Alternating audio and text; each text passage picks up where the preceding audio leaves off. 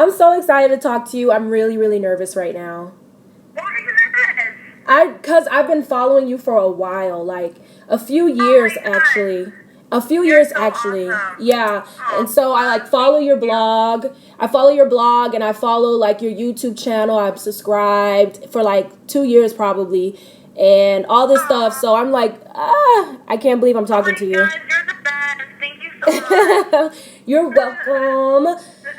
So, first of all, I just want to say thank you for, giving me the time to talk to you today and just Oh, of ask you some course. some questions and stuff. Of Um, course. so the interview is going to be broken up into categories. Okay. Some questions are going to be about your YouTube channel. Some are going to be about acting and your blog and Okay. just all of this stuff. So, yeah, so that's just basically how it's going to go. And Okay. we will get started. So let me ask you, what made you decide to do YouTube? Why did you decide to have a channel and upload videos and all that good stuff?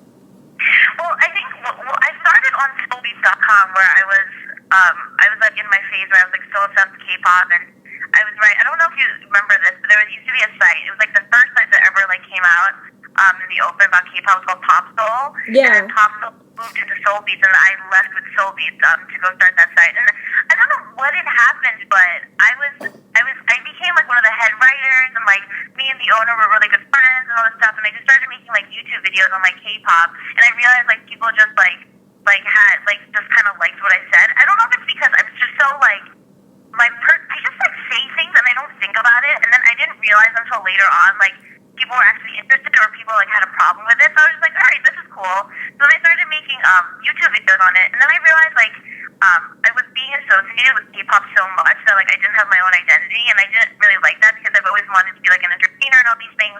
And so when I left Soulbeats and like when I left the channel and stuff, I kind of like disappeared for a little bit because our channel got taken away for like copy infringement issues, like all this stuff, and so I lost all my videos and my content. So I was like really sad about that, and I remember feeling like, okay, I should probably like start up again. And then when I started my own channel, I realized that people like weren't interested in me when I was talking about K-pop. But like I realized like I just had to start from like the bottom up, and so I started making videos about my life because that's just what I like. I think life is like really funny, and I think a lot of things happen to me that are really funny. So I just started doing videos like that. And even though I wanted to like make videos on K-pop, I realized like I didn't enjoy it as much as I did as talking about like things that are like real or like human and like things that people can relate to. Mm-hmm. Well, then I stopped. I just said that like in one breath, and so that's why I really started making YouTube videos. I think my ultimate goal is just I love when people say to me like I can relate to that, like because I love watching things where like I'm like that happened to me. I'm like that's funny, so like I think that's a huge reason why I started making them. And then another huge reason there was a time, this is like really brutally honest, but like there was a time where I was like really discouraged on my YouTube channel because a lot of people weren't watching, and so I was like, well, why am I doing this? Like, I'm not even getting hits. And like, there was a moment where I realized like I was so caught up in like hitting numbers and like being popular on YouTube that I wasn't focused on like what actually I was doing. So like I remember like a moment where I was like, I gotta reel this back and really think about this. And so around this time I like got this like crazy like text message from like an old friend in high school, and she had told me that my YouTube videos like had made her friend laugh, and her friend had been going through like a really traumatic time with like this thing in her life, and like it was the first time where she like really felt happy when she was watching my videos. And I realized like at that moment like this is why I'm doing this. Right. This is why there's a reason for this. It's not about like hitting numbers, it's not about being popular. It's just about like making somebody's day. And I think like because little things make my day too. And like if I have control over that and I can do that, but I think that's the reason why I started making videos. And that's like really cheesy and cliche. Like what sounds really that comes out of my mouth. I'm like that's really cheesy, but yeah. So that's like the longest answer ever. I'm sorry. It's going on and on. But yeah, well, that's a good answer. I mean, and you covered some things that I was going to ask you anyways, but what do you think on your channel is like the best video that you made, or maybe like what is your favorite video that you've done so far? Oh God. I have this new series called Life, where it's just like I just talk about things that happen in my life. But so like a lot of it's like weight loss, or like the fact that I'm broke, or like my dating life and all that stuff. Right. I'll watch it like 2 or 3 times after I make it, and then I can't watch it anymore because I'm like I'm like really stupid. It's not a favorite. I don't really have a favorite. I don't really have one where I'm like, that is hilarious.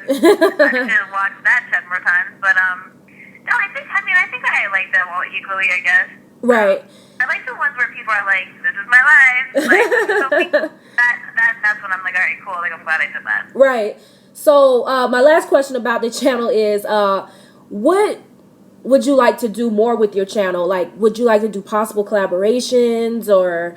Yeah, no, I'm very open to collaborations for sure, and I'm dabbling like starting a real sketch series with like an actual camera crew and like doing like funny real life situations and making them to a sketch comedy.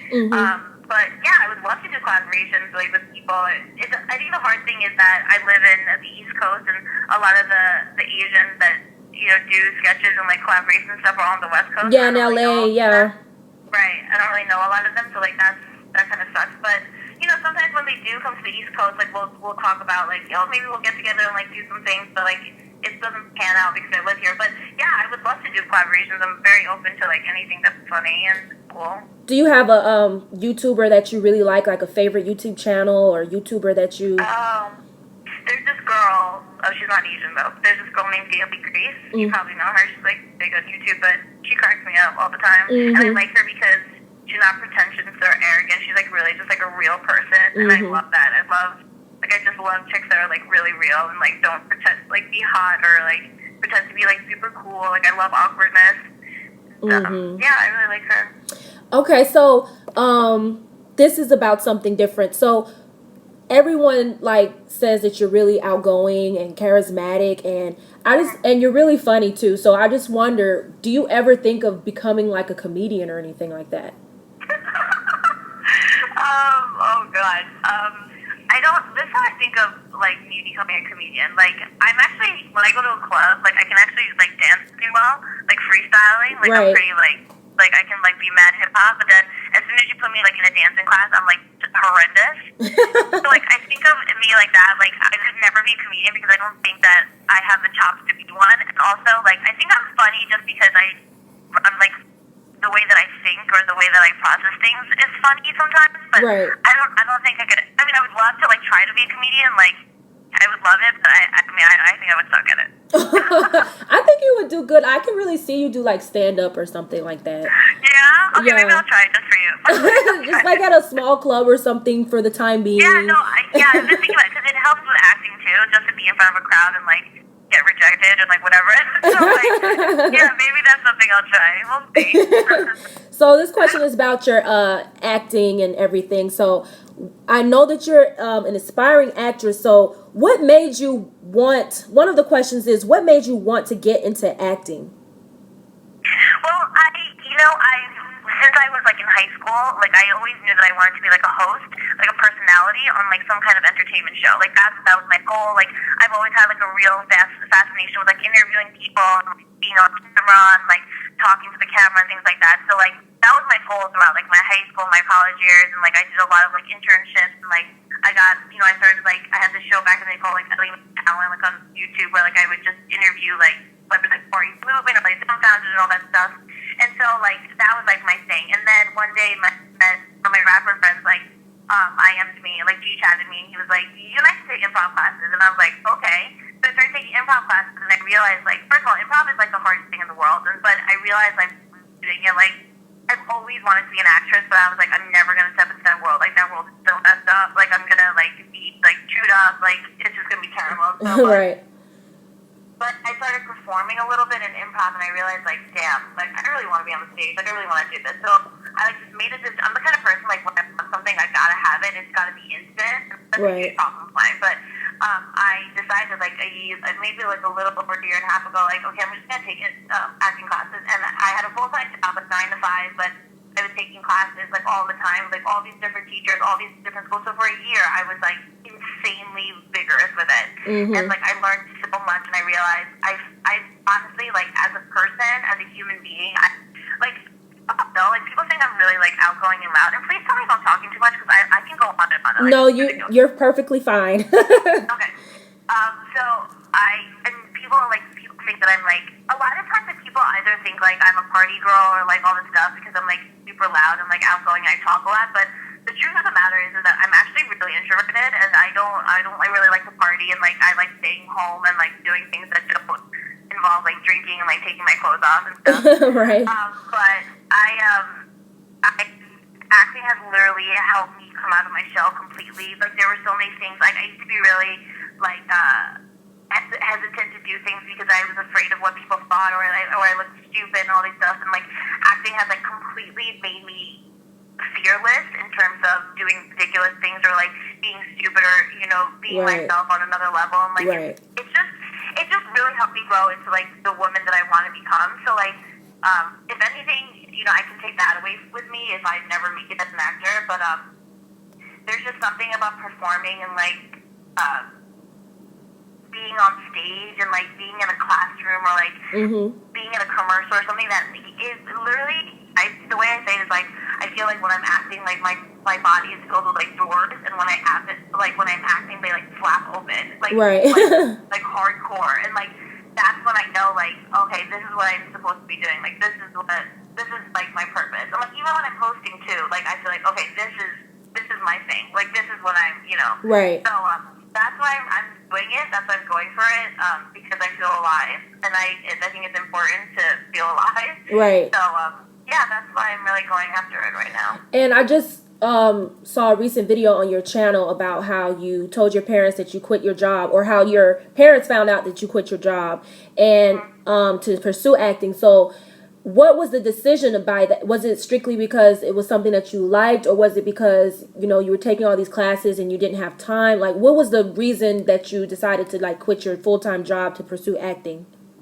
I've always my cousins are like this too. My cousins are like they have like a startup company and stuff. Like the three of us have always been kind of dreamers. Like we've never wanted to do what everyone else did. And so when I got my 9-to-5 job, it was a reason for me to be stable. It was a reason for me to have structure, and it was a reason for me to be like everybody else in terms of like my friends. Because my friends are really super successful. They're like very smart. They all have great careers and all this stuff. And so I wanted to be like them. Right. And like I realized like my boss was great, my company was great, but I think I realized at a certain point like I hated what I was doing. Like I wasn't happy at all. And like I didn't feel creative. I didn't feel like I was really living and like fulfilling dreams and goals. And so I booked a really, really small play about like back in November. And when I did that, I realized like, okay, this is my time. Like this is like I don't know what the hell I'm gonna do. Like I don't know what I'm gonna do, but I'm gonna do it. So I told my boss I'm leaving, and he was like, "Are you sure?" And I was like, "Yes." And I left, and since then, I mean, it's been a crazy ride in terms of like things are really up and down for me. I'm like crying, or I'm happy. I don't know when I'm gonna book things. The whole acting industry is just like it's this insane thing where it's like it's just all about luck and timing, and it's not even about talent. So it's like a crazy thing. But like my parents have just been so great. Like it's been weird. Like it's been weird, like how supportive they've been. And I think it's because my dad recognizes that like this is something that I really want, and like thank God like I book things here and there, so like they see like I'm not a complete loser. But yeah, so I don't even remember what the question was, but they're super great.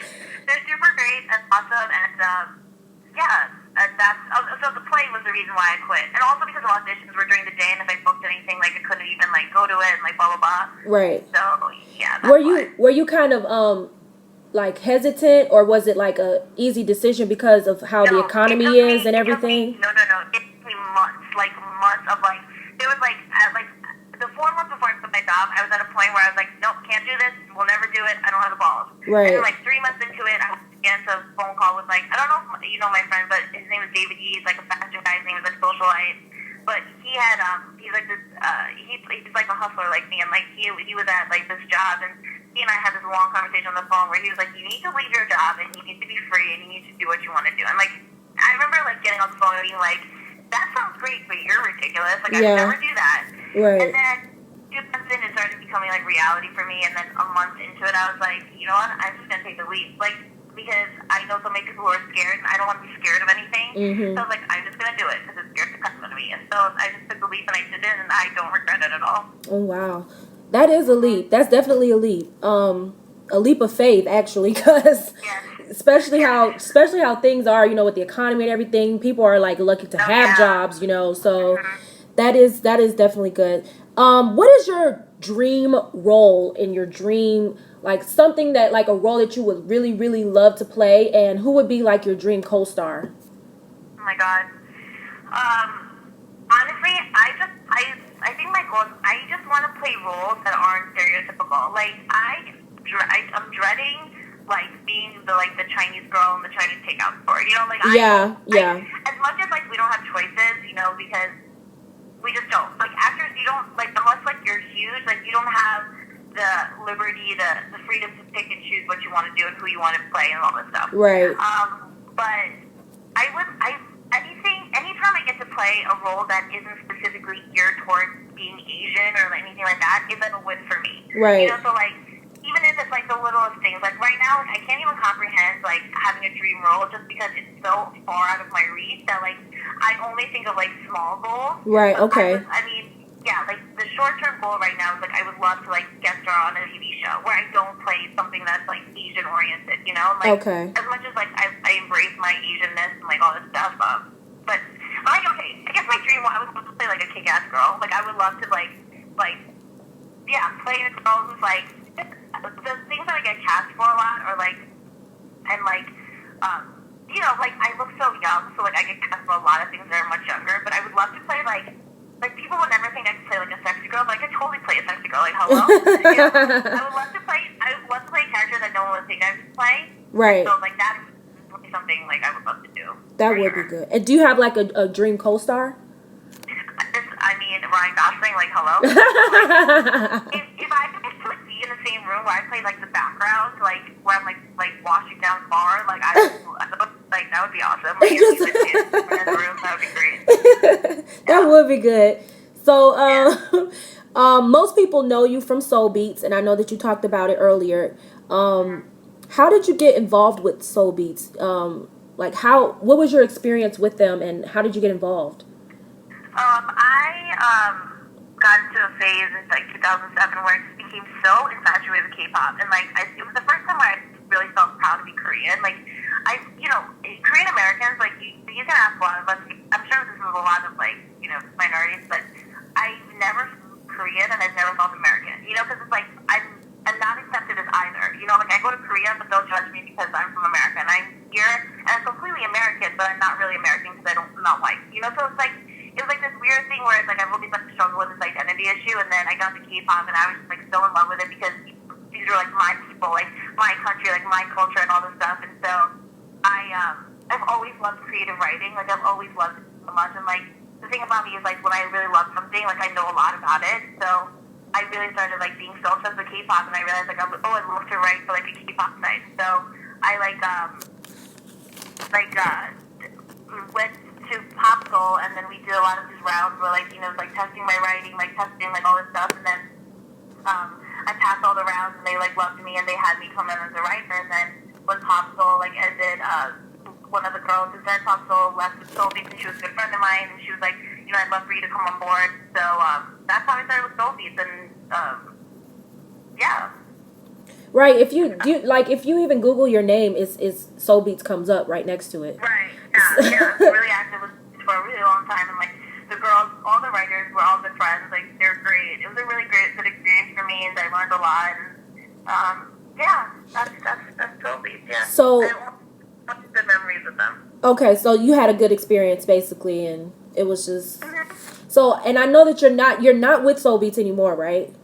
Right. No, I'm no longer with them. Yeah. Okay. I think the last thing I did with them was I interviewed I think that was like a year ago. Yeah, I think that's what I did. Yeah, I saw that interview. That was actually the best interview that I've seen him do, because like I just thought you were very outgoing with it, because sometimes when he gets asked questions or anything, it's just like the same questions. But I like the way you like had your personality in it. It was a good. You know what it is? It's like it's tough with those situations with those interviews, because like the client is there, and like he was very strict in terms of what you can ask and like what you're allowed to ask and all this stuff. And like, I think honestly, like, I think me and Jay Park could have had like an awesome interview if they just let me be free. And Right. I'm honestly, when I'm like free and I can ask whatever, like it usually comes out like pretty funny. So like that's what I want to do. But no, yeah. So I tried. I mean, I got a lot of hate for that interview. Like a lot of people, I got a lot of jaywalkers not liking me for that one. But I don't see why. I could not see why, because I thought that was so good. I thought it was outgoing, and it was just like, because usually most of the time when people interview him, it's just like, yeah, like the strict questions, but it's like no personality. It's like they're just reading from a paper, and it's just like he looks bored, they look bored. But he actually, even though he was tired in the interview, it actually seemed like y'all could have talked for like a long time. Like it seemed like y'all knew each other, even though I'm sure y'all didn't. It was just, I don't know. I liked it. I don't know what they were talking about. yeah, and they cut out. I mean, the editor cut out like some other things where like he and I were having like honestly like when we were off camera, like our conversation was hilarious. Like it was just like it was hilarious because he knew me from YouTube and he had known that like I didn't say like nice things about him, and like the whole meeting started off like super awkward and super like, oh my god, I'm the worst person in the world. And, like, but like that like just started off on a very like interesting note, and then he and I just like had like hilarious conversations about stuff, and like he was funny, I was funny, he was very cool, and like we just like worked in terms of that. But yeah, I mean, I'm glad you enjoyed it. Thank you. Yeah, you're welcome. I watch it like all the time. I really like that one. Good. So, and you said that you've been into K-pop. So when you got into K-pop, was it around 2007? Yeah, it was around then. Yeah. Do you have any like favorite artists or anything? You know, I love, everyone knows I'm obsessed with Shorty. Like, I just think, like, she's just, not entertainer-wise, like, not singing-wise or anything like that, but I just, like, love her as a person. Like, I love her. She's my ultimate favorite. I mean, I do love, like, the old school people. Like, I used to love, like, Fly the Sky, Epic High, people like that.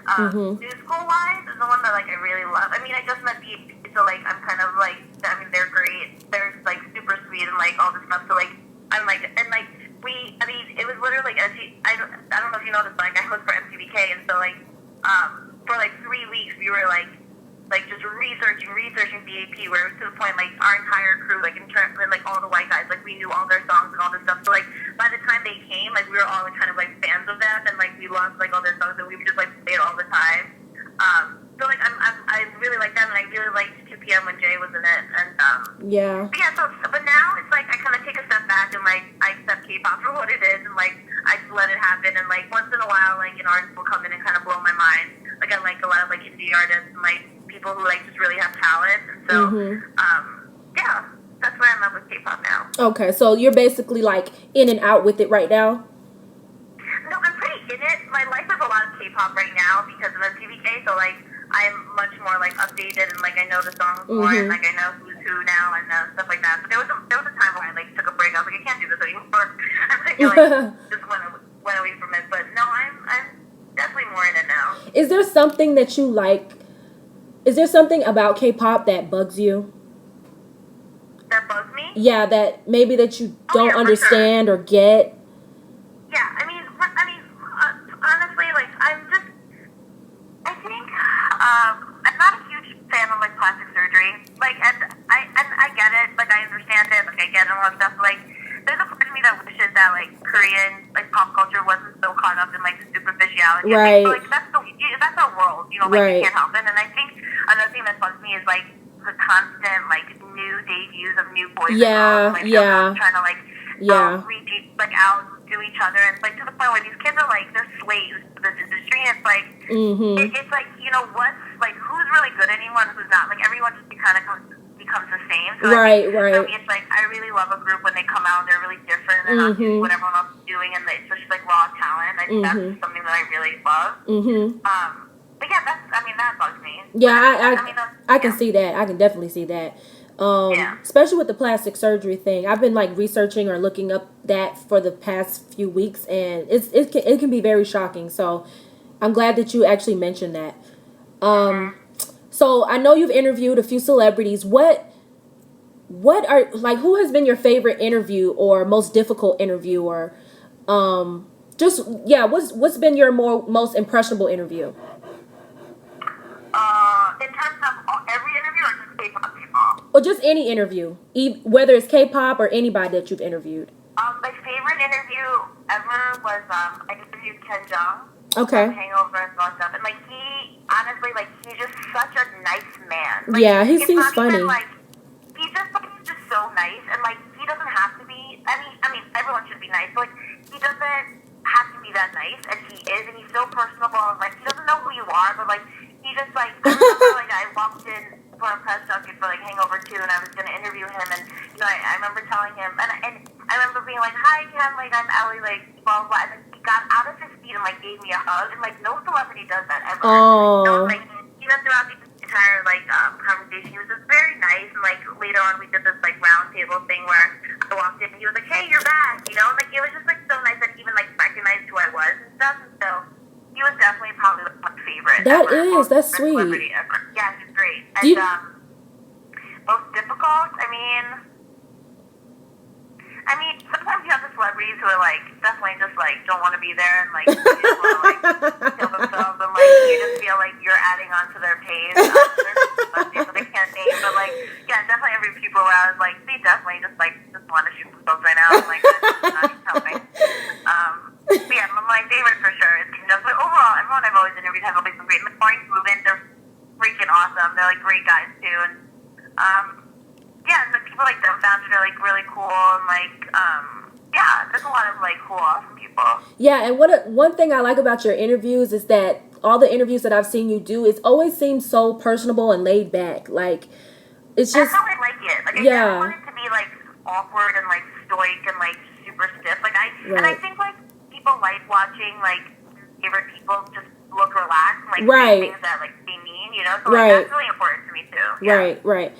And how do you usually prepare for your interviews? Like when you know you're going to interview this person, what do you usually do? Like how do you set that up? Like how do you prepare for it?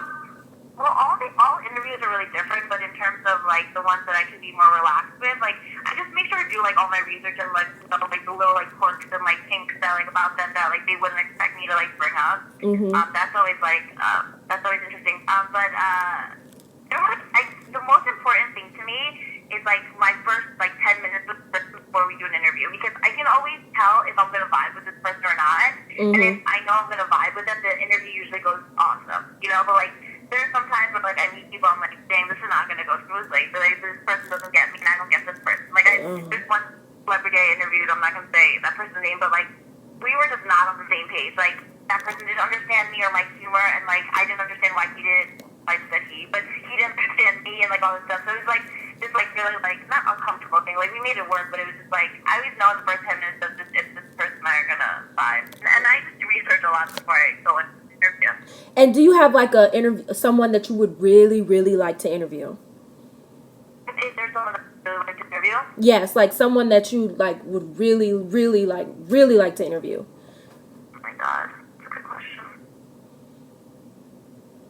I think right now I would love to interview there's so many. Right now I kind of have like a fascination with Jennifer Lawrence. Yes. Yeah, so probably her, just because I just think she and I would Oh my gosh, I really think y'all would gel. Right? Yes, I could see y'all like just making like sarcastic comments to each other and I always have this like really weird like thought in my head where I think like she's gonna be in some like kick-ass video together, and I'm gonna be like her like right-hand woman, and we're just gonna like rule the world. I always have like this. Yeah, it's just weird. Anyway, I could really see that. I really could. So on your YouTube channel, you have a few videos about like your non-existent love life and all of that. How is that going? Are you in a relationship? Are you dating? Are you still like lonely? What's going on with that? I was had a stage that was really lonely, and then I started dating more, and I've been dating. I definitely think I'm dating. The dates recently haven't been as weird as the ones I've experienced the past month. But no, I'm dating. If I'm not in a relationship. I haven't really, but there's really no guy right now where I'm like drooling over or anything like that. But I'm dating, and I think also like me trying to be an actress, like your world opens to other actors and stuff, and like you date people that you never thought you would date in your life before too. So like I've been experiencing that too. So it's like, my love life is it's going but it was dry like a few months ago. But yeah, I'm dating right now. Yes, and I like the video that you were talking about, the weird dates that you were on.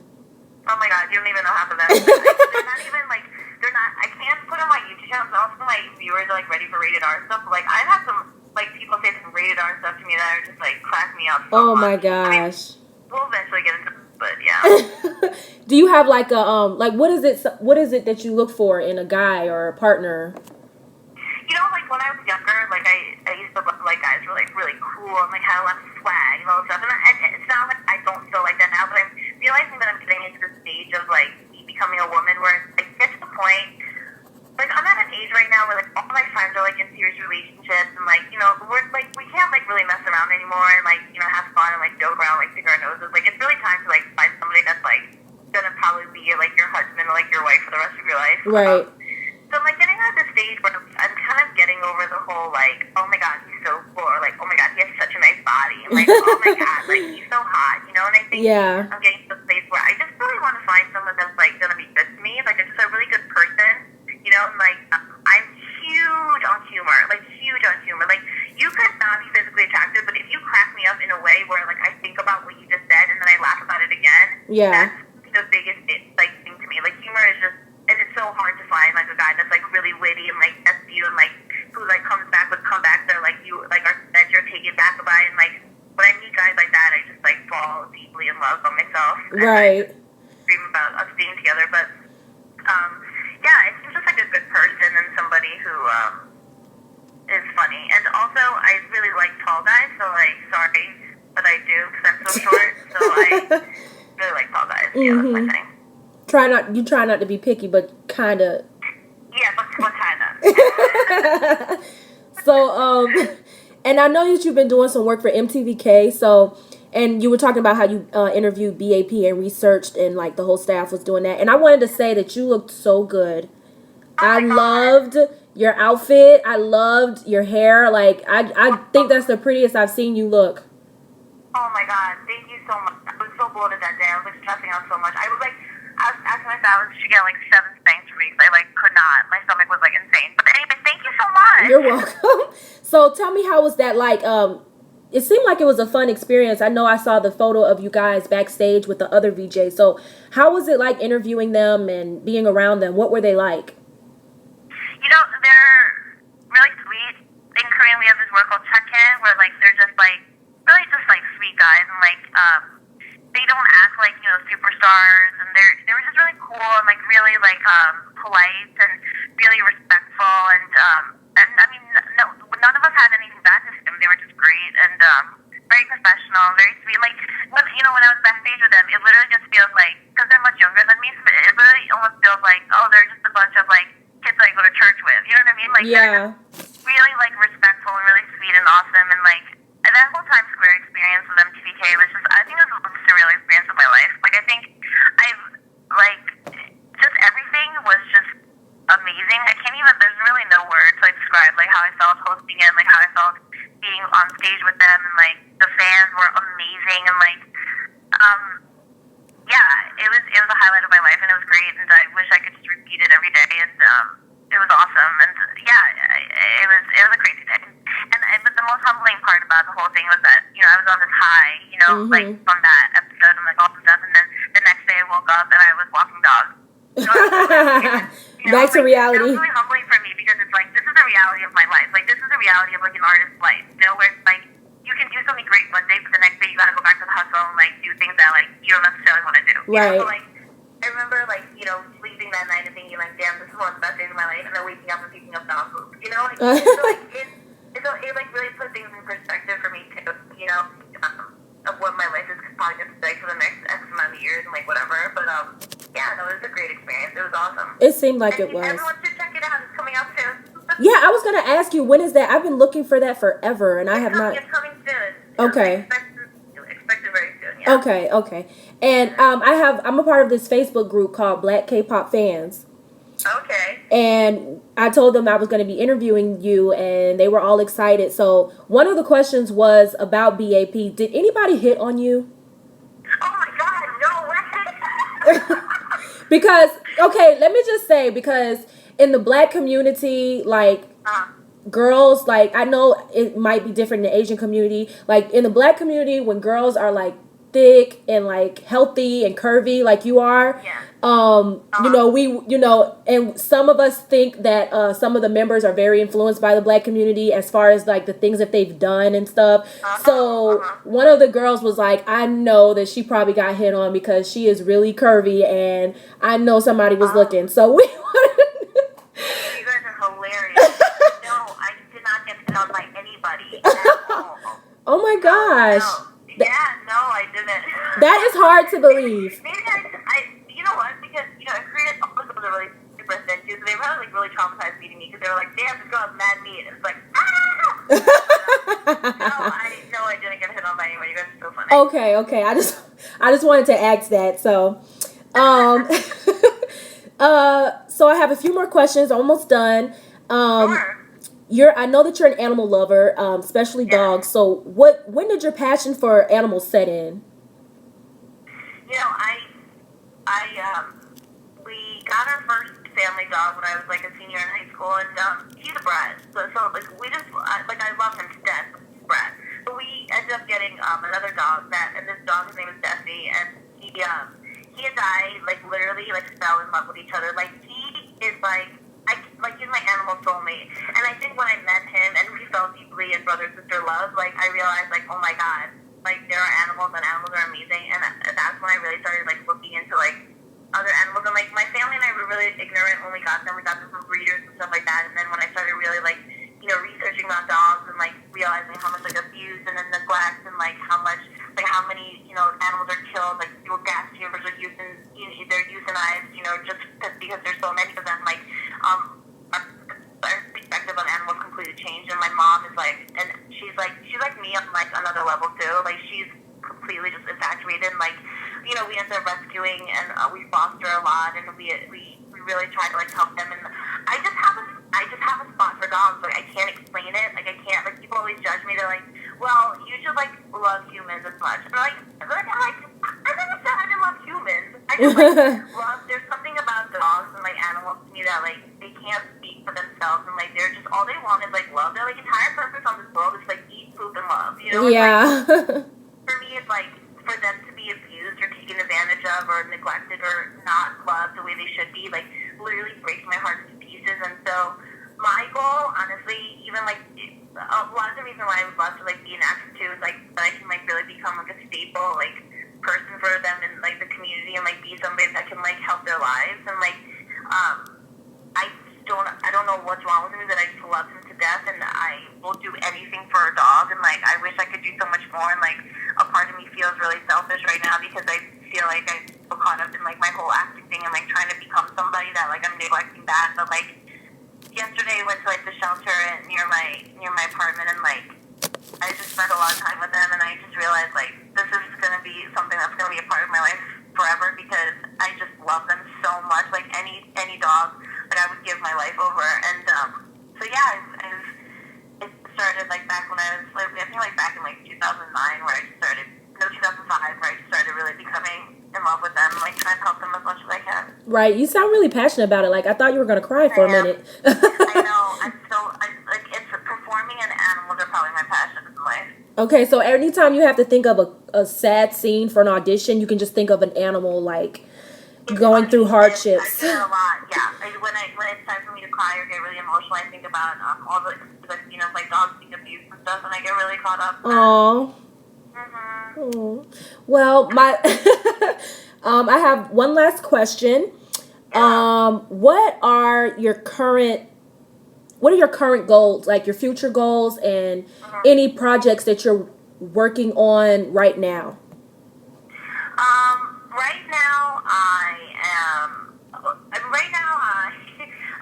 I quit my job around like 5 months ago to pursue acting, and I've been really fortunate in terms of like I'm doing with some managers and agencies and stuff. So like I go out on auditions and things like that. My short-term goal right now is that I just want to act. I really like even like I was like my goal for this year would be to book like a guest role on TV. Is that probably going to happen? Probably not, but that's something that I would love to do. I mean, I would love to do another commercial. I really want to get back to the theater. Like I just like miss performing so much, and a lot of I'm really focused on STDK too. Like I really want to make our show Top 10 Countdown like something that K-pop fans love, and you know we would. I mean, I don't know what I'm saying. The show means a lot to me, and it's, you know, aside from K-pop and all this stuff, like, it's just, I think it's, like, a great foundation for the K-pop fans to gather and, like, really just talk about K-pop and get their favorite music videos on the countdown, and, like, they give me so much freedom to be myself, and, like, I just love being on that show, and love the crew, and, like, love everything that they do, and, like, I just want to make it better and better, so I think, in terms of short-term goals, like, I really want to bring MTVK's Top 10 Countdown to, like, a place where people are tuning in like every other week and like really watching it and get excited to like vote and like get excited for exclusive interviews and things like that. So like, you know, I'm constantly trying to come up with ideas too with the crew to like make the show something really great. So that's probably my short-term goal. And I just want to act. I just want to book more things. Like even like I did like a vitamin promo like Friday, and like for me it was like, you know what?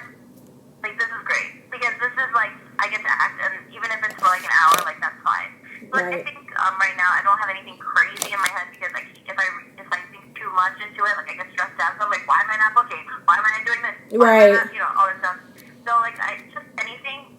If even the student film, it's just like it's little goals that like you have to be proud of, and I'm learning to appreciate the little things because I tend to like think about what I don't have instead of what I've done. Right. So yeah. So and I'm just learning so much about myself on this journey by myself, trying to be an actor and all this stuff. So. I think I just want to become a stronger person too. So I'm very emotional, I'm very sensitive. Right. So I really want to become a stronger woman, and like I also really just want to become more fearless in like everything that I do, and yeah. So hopefully that'll happen for me.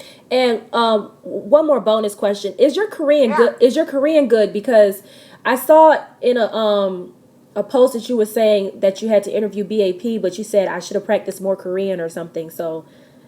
Yeah, you know, my Korean's not perfect at all. But I do speak Korean. I understand it. I can read it. I can write it and all these things. And for our BAP interview, when it comes out, you guys will see. But I speak Korean and then a lot. Yeah, it's not perfect. You know, my family's really Americanized. So I grew up, even though my parents speak fluent Korean, like we grew up in the house speaking English a lot. So, right. Like, I mean, I'm blaming them completely. I also didn't speak Korean, so it's not my fault. But yeah, I speak Korean a lot, so you guys will get to see some of my semi skills. Right, I'm excited to see it because I've never heard you speak Korean, and oh Lord, help us all. It's going to be interesting to see. But so I just want to thank you for giving me your time. Of course, thank you so much.